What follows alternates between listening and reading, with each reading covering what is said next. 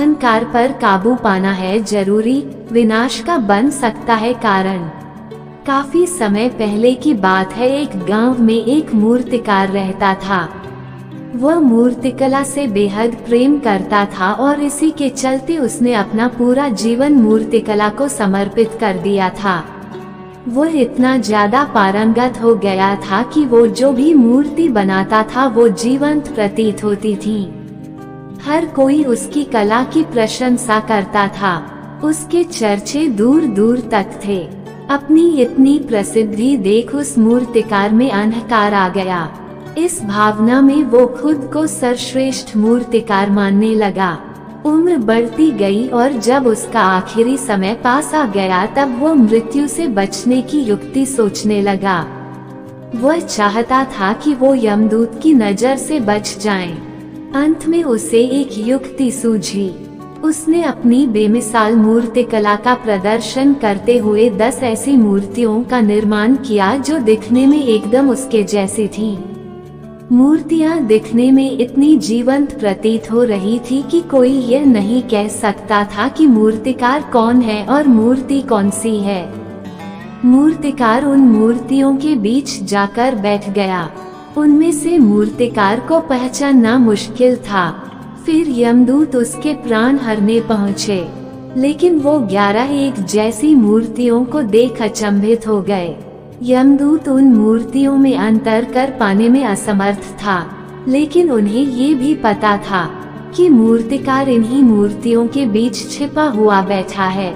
लेकिन उसके प्राण हरने के लिए मूर्तिकार की पहचान करनी आवश्यक थी। नियमों के अनुसार मूर्तिकार का अंत समय आ चुका था और यमदूत उसके प्राण छोड़कर नियमों के विरुद्ध नहीं जाना चाहते थे। यमदूत चाहता तो वो हर मूर्ति को तोड़कर देख सकता था, लेकिन यह मूर्तिकार की कला का अपमान होता। ऐसे में यमदूत ने एक तोड़ निकाला। यमदूत को ये पता था कि मूर्तिकार बहुत अहंकारी है। ऐसे में यमदूत ने मूर्तियों को देखकर कहा कि यह सभी मूर्तियां कलात्मकता और सौंदर्य का अद्भुत संगम है। लेकिन मूर्तिकार ने एक त्रुटि कर दी। अगर वो यहाँ होता तो मैं उसे बता देता कि क्या त्रुटि हुई है। इतने में ही मूर्तिकार का अहंकार जाग गया। उसने झट बोला, त्रुटि? असंभव, मेरी बनाई मूर्तियाँ सर्वदा त्रुटिहीन होती हैं। यमदूत की चाल कामयाब हुई और उसने मूर्तिकार को पकड़ लिया। उसने कहा कि मूर्तियाँ बोला नहीं करती। यही तुम्हारी त्रुटि है कि तुम अपने अहंकार पर काबू नहीं पा सकते हो। यमदूत मूर्तिकार के प्राण हर कर यमलोक वापस चला गया। किसी भी व्यक्ति के लिए अहंकार विनाश का कारण है। ऐसे में व्यक्ति को अपने अहंकार पर काबू पानी चाहिए। अहंकार पर कहानी है। एक समय ऐसा आता है जब इंसान खुद को भगवान समझने लगता है। ये सिलसिला तब तक चलता है जब तक उसे कोई बताने वाला न हो कि भाई जी थोड़ा ठंड रख। घमंड और अहंकार दुर्गुण व बड़ा रोग है। अभिमान विनाश का कारण है और अभिमानी व्यक्ति अपने अभिमान से अपना आदर भी खो देता है। एक बार विद्यालय की शिक्षा समाप्त करके वापस आया एक युवक और उसे अपने ज्ञान पर गर्व हो गया। वो आने जाने वालों के साथ न किसी को अभिवादन करता और न ही सत्कार करता। उसमें अहंकार था कि वह सब कुछ सीख लिया है। इस युवक के पिता बुद्धिमान थे और उन्होंने समझ लिया कि यदि उनके बेटे को अहंकार से उबारा नहीं गया तो उसका विकास रुक जाएगा। वह जानते थे कि एक दिन उनका बेटा अपने अहंकार का परिणाम भुगतेगा।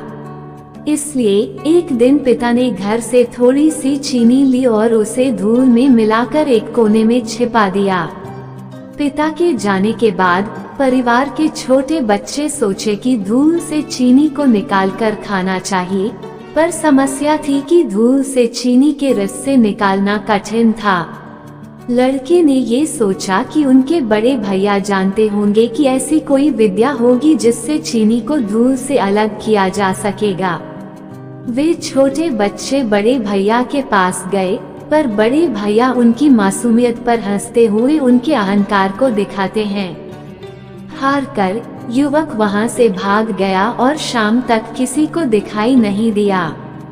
सानकार पिताजी लौटे और देखा कि धूल के ढेर से सारी चीनी गायब थी। पिता ने छोटे बच्चों को बुलाया और डांट कर पूछा, इसकी चीनी कौन निकाल ले गया? लड़कों ने कहा, पिताजी, चीनी तो सब चींटियों ने ले ली। युवक इसे सुनकर हैरान रह गए। वो समझ गए कि जो काम वह घंटों की मेहनत के बाद नहीं कर सका, वह चींटियां कितनी आसानी से कर गईं। सब उसके अहंकार की चुटकुला बनाते हुए हंसते और उसे समझाते कि अहंकार अच्छाई की ओर बढ़ने में बाधक हो सकता है। उसे ये भी सिखाया कि चींटियों जैसे साधन से भी हम बहुत कुछ सीख सकते हैं। अहंकार इंसान की आंखों पर अंधेरा ला लेता है। इसलिए जब व्यक्ति के पास पद, प्रतिष्ठा, पावर, पैसा आता है तो स्वभाव भी बदलता है। जो व्यक्ति अंधकार में डूबा है वो एक दिन अवश्य ही ठोकर खाता है। अहंकार पर कहानी से पता चलेगा कि अहंकार का त्याग कितना आवश्यक है। अहंकार पर कहानी जिज्ञासु राजा। एक समय की बात है, एक राजा था। वह अपने नाम, धन और सारे सुखों का आनंद लेता था। लेकिन एक दिन उसके मन में एक सवाल उठा, क्या धन और सुख ही जीवन का अंतिम लक्ष्य हो सकते हैं? वो ये जानने का निर्णय लेता है कि अब वो परमात्मा की खोज करना चाहता है। राजा एक आश्रम में गया और वहाँ के संत से मिला। उसने अपनी चिंताओं को संत के सामने रख दिया। संत ने मुस्कुराते हुए कहा, परमात्मा को पाना बहुत आसान है, लेकिन इसके लिए तुम्हें अपने अहंकार को छोड़ना होगा। राजा ने संत के सब बल के अनुसार किया। उसने अपने राज्य को त्याग दिया और अपनी सारी संपत्ति को गरीबों में बांट दिया। वो अब एक साधक की तरह जीने लगा, लेकिन फिर भी परमात्मा को पाने में सफल नहीं हुआ। कुछ दिनों बाद राजा ने फिर से संत के पास जाकर प्रश्न किया। संत ने उससे कहा, तुमने तो सब कुछ छोड़ दिया है, लेकिन अब तुम्हारा अहंकार भी छोड़ दो। राजा ने संत की सलाह मानी और कुछ दिनों तक आश्रम के कामों में लग गए। ये काम बड़े कठिन थे, लेकिन उसने इन्हें भली भांति पूरा किया। कुछ दिनों बाद राजा ने फिर संत के पास जाकर खुद को सब कुछ छोड़कर बताया। संत ने मुस्कुराते हुए कहा, अब तुम परमात्मा के पास पहुंचने के लायक हो, क्योंकि तुमने अपने अहंकार को छोड़ दिया है।